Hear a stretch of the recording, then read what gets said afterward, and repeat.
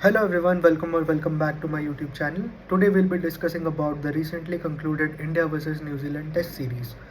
Now, we all know that New Zealand defeated India in the third test in Mumbai and have clinched the series 3-0. This means that India has been whitewashed at home in a three-match test series for the first time in the entire history.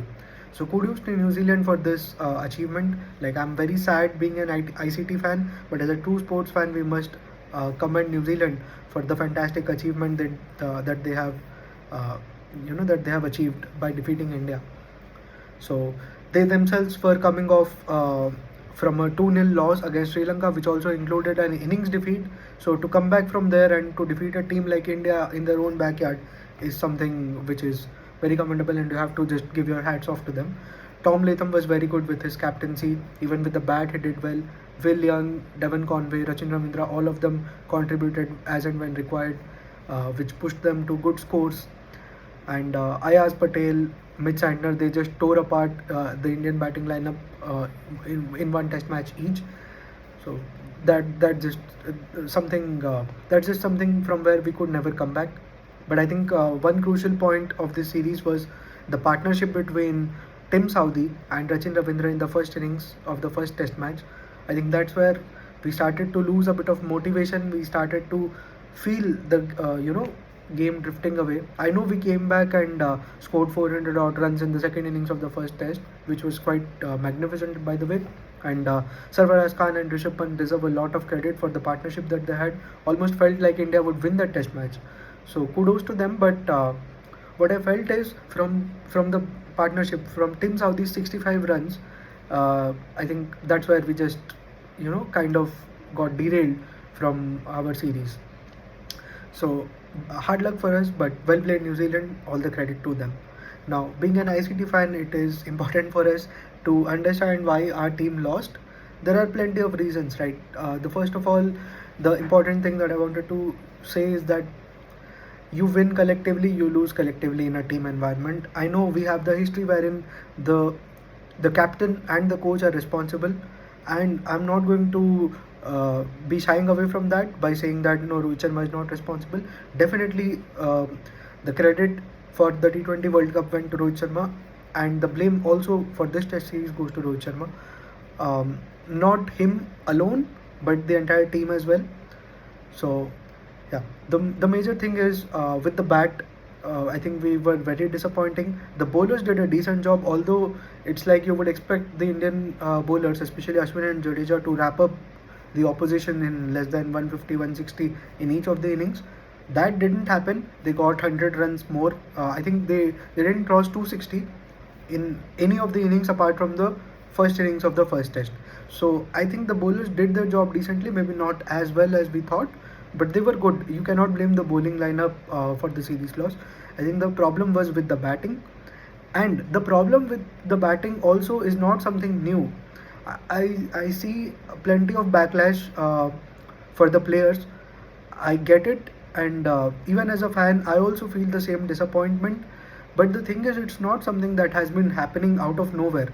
It is something that has been happening for the last few years. I'm going to be showing a few stats in this video later on, which would, I think, which you might have already experienced if you are very much connected to cricket. But if not, it will reveal a few things. Of course, I'll give my conclusions from the stats, but I would like you guys to draw your own conclusions. And yeah, coming back to the point, why did India lose? So poor batting display is the major reason why India lost. Coming back to specifically Virat Kohli and Rohit Sharma, those are like great guys. We all know how big batters they are. But the problem is, we rely on Rohit Sharma and Virat Kohli to give us those big runs, and the batting lineup, of course, relies on them. And when they do not get any sort of runs, I think they did not even, but they were not even able to spend some time at the crease as well. So that puts a lot of pressure on the other batters as well. I know people are going to come at me and tell me that, hey, why Virat Kohli and Rohit Sharma have to win all the games for India? Absolutely, I agree with you guys, but it's not that the other batsmen haven't contributed at all. Again, like I said, I'll be showing some numbers which is going to maybe change your mind. or if not, please let me know in the comment section whatever are your thoughts. Maybe if I'm wrong, I'd like you guys to point that out to me so that I can do better. So yeah, the other thing is, apart from poor display, what I've seen is I'm going to be talking about not just this test series. I'm going to be talking about the whole of the last, maybe let's say, the 4 years after COVID, right? Because this is not something that has happened out of the blue.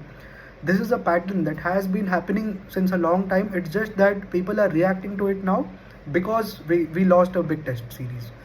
So what I've seen is Rohit Sharma, his pull shot is his favorite shot, and I've seen a lot of interviews as well where he has been asked the same question. He always comes up with the same answer, that I score a lot of runs. Completely agree with him, and he should keep his shot, and he should you know he should play whenever he feels like it. No complaints, but again, the point that he has to acknowledge that it has also been the cause of his dismissal so many times. And it's quite sad to see him like that, because I thoroughly enjoy when Rohit Sharma scores a lot of runs. He's very easy to watch on the eye. But yeah, off late, what the teams have been doing is they are setting up a square leg, a fielder in the deep somewhere, and they're just bowling short to him. And eventually he's going to succumb to one of the short balls, and that's what Australia exploited a lot in the last time when we toured in the Border Gavaskar Trophy down under. So that is something that he has to be very wary of. Even in this series, once or twice he got out in that fashion. So it's something which is disappointing to watch, and I think Rohit Sharma has to control his instincts a bit in that case. But yeah, we'll see how he goes. And Virat Kohli, the most frequent dismissal for Virat Kohli has been chasing the ball wide outside off. Of course, we've all seen the memes of how he chases the ball and gets out. Cover drive being his favorite shot, but that is something which also gets him out many times as well. So again, these are some small things that I just wanted to say. And playing against spin is something which has been very problematic for us over the years, and it's a recurring issue within the Indian team. I mean, we do not play spin well, at least the top order. Whatever whatever pride was salvaged in the last few years at home, it was all done by the lower middle order. Again, I'll show you the stats which will prove the point in a way. Now the tail, basically Axar Patel, Ravindra Jadeja, Ravichandran Ashwin, these guys have been scoring some very important runs, which has already always masked the failures of the top order. Of course, not to say that Rohit Sharma or Virat Kohli hasn't scored runs. They did score runs, but it hasn't been very consistent. So it's just that somehow we were able to cross the line in all the previous series, but this time even our lower order was unable to contribute, so everything got exposed at once. So moving on, again, another issue was Axar Patel. You know this is something that I cannot blame on the team management. I wanted Axar Patel to play, but if you ask me, even I wouldn't have been able to fit him into a slot. Maybe the argument could be that Axar Patel could have been used as a batter, as a pure batter in any one of the batter slot, but it would have been, I would say, not a good move, because because you have to treat your batsmen with respect. I know they haven't performed, but you have to give your Sarfaraz Khan, you have to give your Shubman Gill the chances to bat. Otherwise, even they wouldn't grow, right? And again, maybe Ashwin could have been dropped for one of the three tests, and Axar Patel would have played in place of him, and maybe he would have done better. Who knows? Maybe if you look at it this way, Rachin Ravindra and Ayaz Patel, the two bowlers from New Zealand who were the absolute best, both left-arm spinners. Maybe another left-arm spinner alongside Jadeja would have helped. Maybe not. Maybe yes. Who knows? But what I would say is Axar Patel has been a game changer for us. If you look at the last two WTC cycles, the two important series before the final, before the 2021 final, it was the England series. We all know Ravindra Jadeja was injured in that series. Axar Patel came in his place, and he was so beautiful. I mean, he was almost the man of the series in that series, and he won us plenty of games with the bat and with the ball. Now, the second series that I was talking about is the series before the 2023 WTC final. You had Axar Patel in the Australia series. I remember one test match here itself in the Arun Jaitley Stadium. I personally went to watch that game. India was quite down and out with the bat and even with the ball. But Akshar was just phenomenal. With the bat, he scored runs. He came back with the ball, picked up wickets. So he has had that impact in the side. Unfortunately, I don't know. We weren't able to make a place for him. Maybe instead of Akshar Patel, Washington Sundar played in this Test series. He did decently again. Cannot complain about him. So yeah, but yeah, I think we have to find a way to fit Akshar Patel in. Maybe in the next few series. Unfortunately, he's not part of the squad for the BGT series as well, which is unfortunate. But yeah, I'm just hoping soon enough Akshar Patel can make a good comeback. So that's that. That's all about the various points that I feel missed, like for India, due to which we lost. Now, I know every one of us is disappointed, and I see a lot of myths on social media. So people are asking that why Pujara Rahane were removed. They were a lot better, and if they were there, maybe we wouldn't have lost. So I get that sentiment, but I want to show some numbers. So if you can see this scorecard, right? Not a scorecard, rather. This is just a stats that I fetched from ESPN Crick Info, Stats Guru. It's quite a very good website. If you don't guys use it, I'd recommend you guys to use it. Filter the stats as per your own filters. No ads here. Just wanted to put it out there that it's a very good website. Now, what do the stats say? So, if you can see the highlighted players, Rohit Sharma, 1210 runs, average of 35, strike rate 62. Shubman Gill, then you have Rishab Pant, Yashasvi Jaiswal. Now, what I want you to look at is, before proceeding, these are the numbers that the batters have scored starting from September 2020 to November 2024. Basically, post-COVID era. Whatever the test matches have been played, all of them are included in this one. So I just wanted to show you the home numbers for the batters. The highlight that I wanted to show you here is Cheteshwar Pujara. He has 368 runs at an average of 24. KL Rahul has an average of 29 and a total of 264 runs at home. Ajinkya Rahane has a total of 151 runs at an average of 18.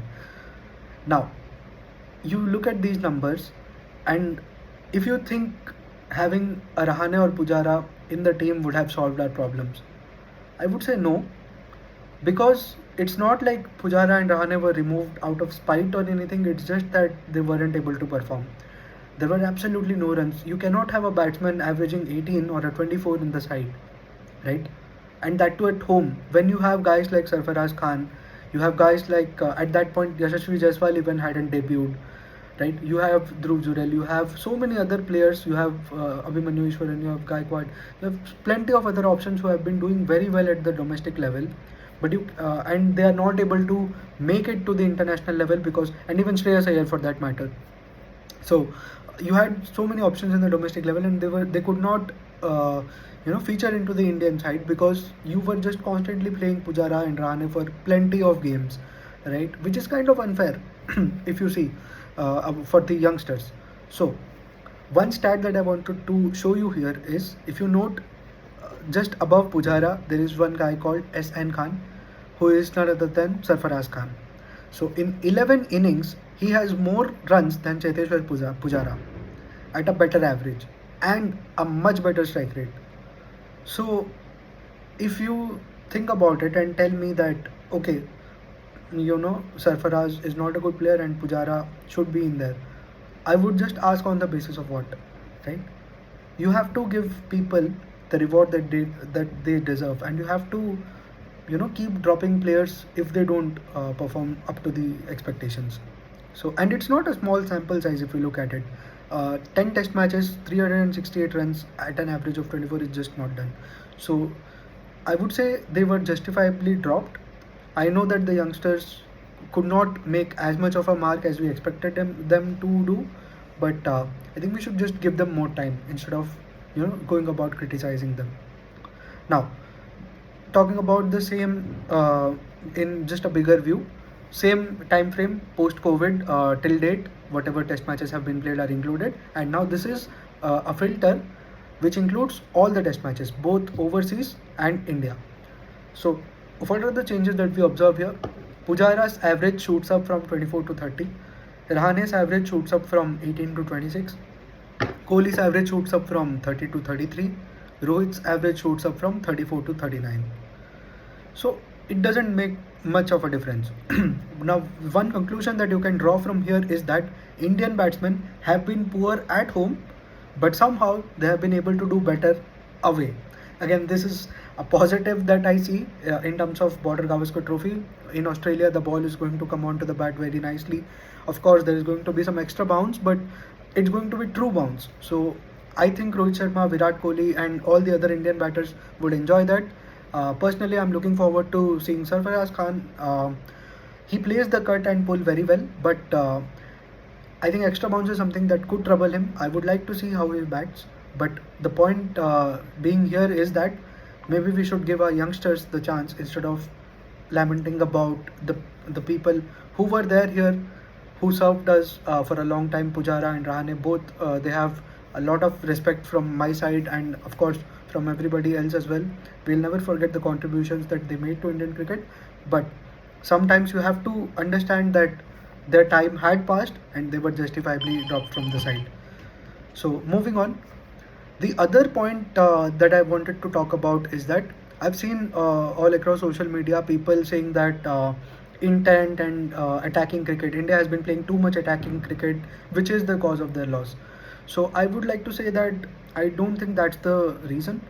Yes, India has been playing a lot of attacking cricket, but I don't think that is the reason why they have lost.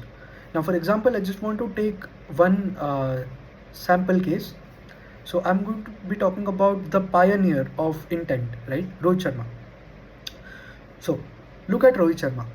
He has played 35 innings in the pre-intent era, as I would like to call it, and 34 innings in the post-intent era. So quite a balanced sample size from both sides to look at the stats, right?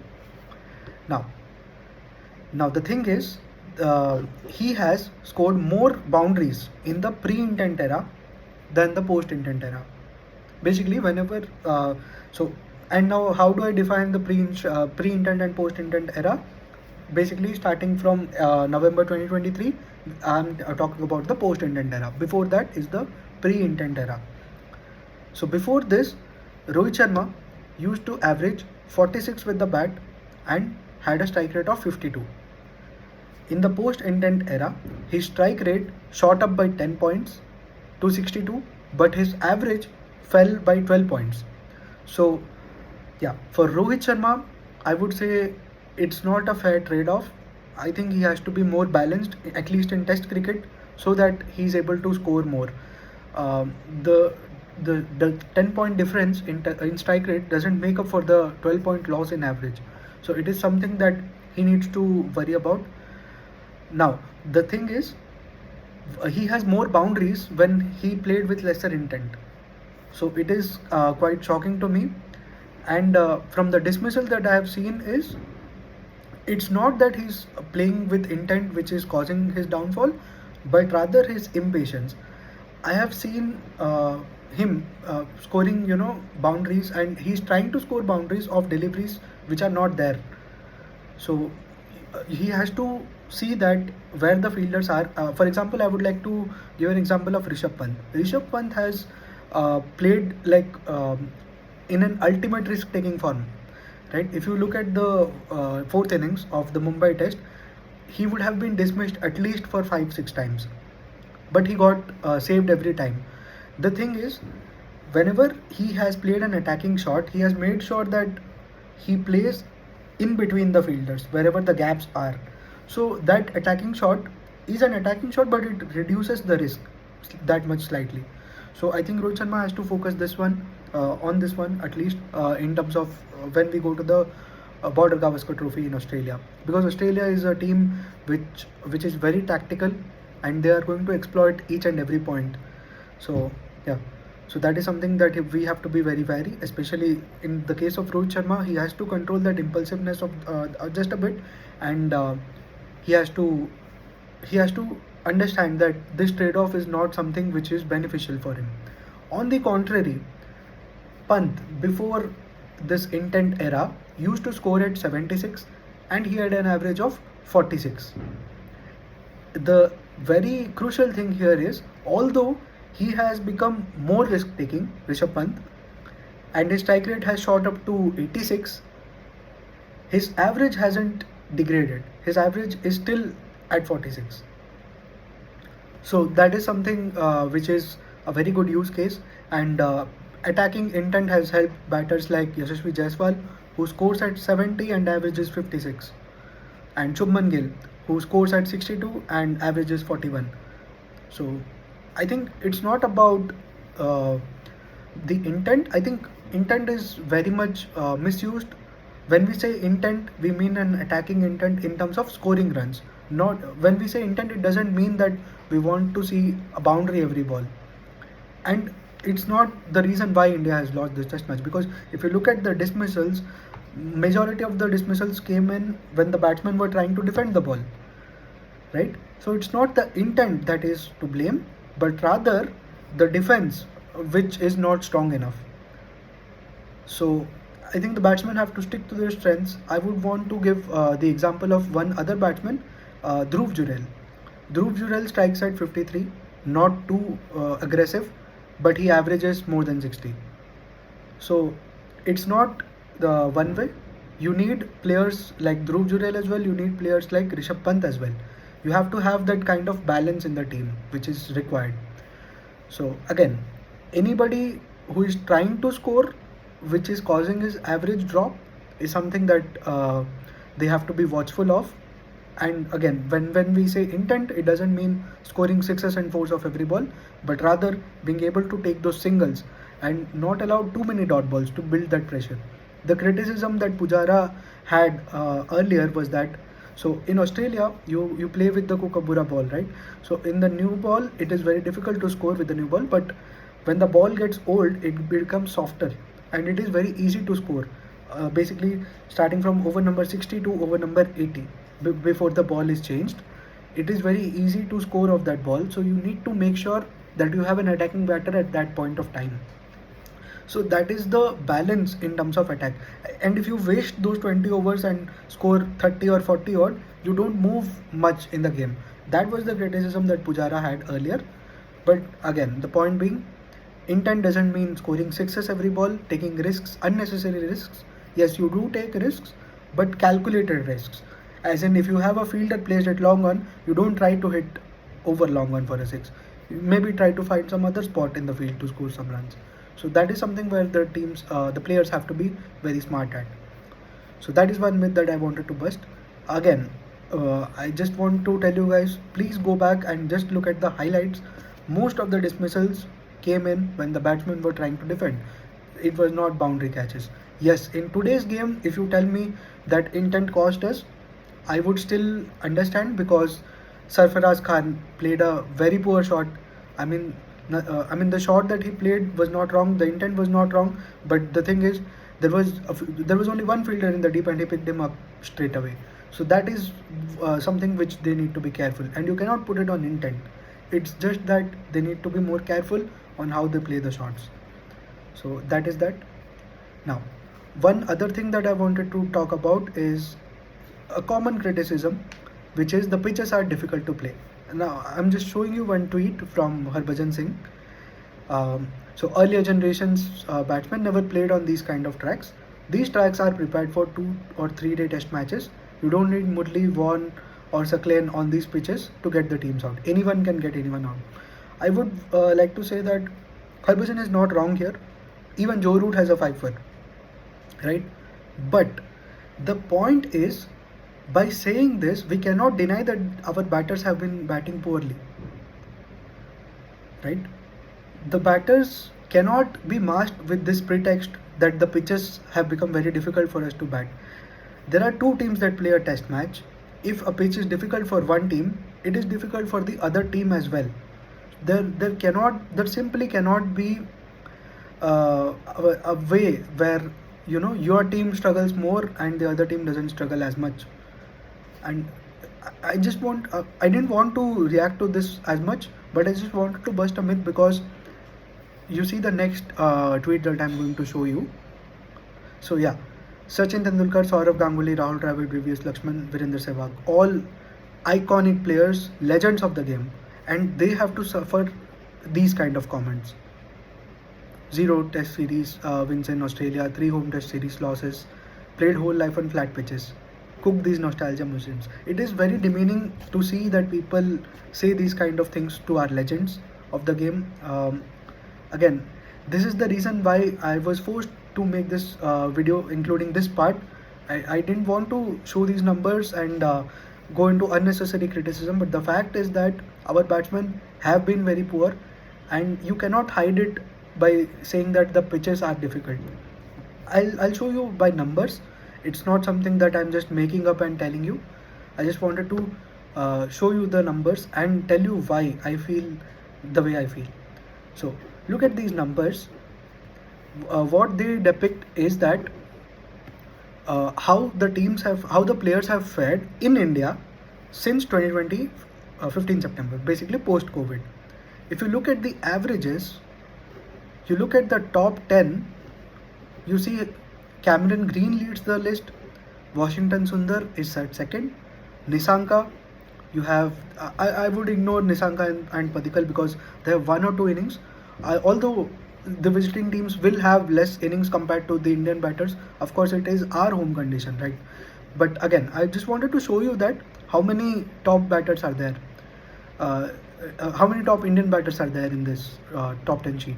So you have Dhruv Jurel, you have Padikal, you have Jaiswal, you have Pant, you have Usman Khwaja, you have Travis Head, you have Mayank Agarwal, you have Shubman Gill. I just want to see where is Rohit Sharma and where is Virat Kohli. I don't see them in the list. So Rohit Sharma is on the 24th position in terms of average in this list. Of course, the sample size is very high, so I get that his average is low, but his average at home in the last 4 years is just 35. And it is something which is very disappointing to see as a fan. You expect more from him, right? Even Jadeja has an average of 35, and Jadeja is an all-rounder. So this is something which is one of the primary reasons why India has struggled in the past. And this is what I was trying to show you earlier, that our lower middle order has contributed almost as much as our middle order. So like in the earlier points, Ashwin has more runs than Pujara and those kind of things. Not to say that Ashwin is a very better batsman than Pujara, just that I wanted to show you that they were on Pujara, Rahane, those guys were on the decline and hence they were dropped. So that's the point. And this is a very shocking list. Rohit Sharma is stationed at 24, Virat is stationed at 31st. It is a cause of concern that on the same pitches, the Indian batters were outperformed by overseas batters. So it is something which is for everyone to see, and you cannot blame this on the pitches that the pitches are bad. It's bad for both the teams, but the visiting players have done better. So you have to accept that our batsmen were poor. So this is something that I wanted to show you through these numbers. Now it's not all bad. I just wanted to talk about a few positives from the series as well. So I think Gambhir solved something in 5 months that India took more than a decade to solve. So and it's just that we won't have to face the sadness of losing an ICC final if we don't make it. So yeah, just kidding. I hope we do make it. The chances are slim as of now, but I just hope that we make it. Coming to the positives, I think the biggest positive was Rishab Pant to me. He played fantastically. Unfortunately, he got out today. That was a very close call. Could have gone either way, but you don't lose test matches based on one moment. As I mentioned, the points above were the reason why we lost the test match, not just that one particular point. But yeah, that was quite unfortunate. Rishab Pant brilliantly batted in the series. Jaiswal was good. He scored one or two decent innings. Gill was also good. He scored one good 90 odd. Sarfaraz with that 150. But the thing is, although these 3 4 gentlemen were good, we need more consistency. I think Jaiswal, Sarfaraz, Gill, all of them need to show more consistency and do what Rishabh Pant did. That is something that we expect from them. Washington Sundar was very good with the ball, and what to say, he's like one of the finds of this series for India. He has the potential to bat higher up the order. Maybe we'll see him eventually batting in to the top 5, but only time will tell. I think India should not be too much disappointed. I get it. I mean, 3-0 at home for the first time ever in history. It can be very disheartening, but you have to put these things behind. You go to Australia, and it's a good news for our batters that we are going to Australia. It is out of England, New Zealand, Australia, and South Africa. Australia is the easiest batting conditions for our side. That's something that I feel. Let's just hope that our batters make good use of it. The key in Australia would be to just take some time with the new ball. You have to be patient. Once the ball gets older, the scoring becomes easier, and that's when you should not have lost too many wickets to attack at that point. So we have to be cautious of these things, and I think we should have a good tour. Coming back to the WTC final, I mean, it's a lost cause at this point if you see objectively, but yeah, hope against hope. Maybe we win, maybe we don't. Not to worry about it too much. Let's just focus on what's upcoming, which is the Border Gavaskar Trophy. So see you guys. I hope you liked this video. If you disagree with me, please make sure to mention that in the comments below. Uh, draw your own conclusions. Mention that in the comments as well. If I missed out any reasons, do let me know. Maybe I'll make another video including those. So yeah, I hope you have a good time and have a good day. Peace out. See you next time. Ciao.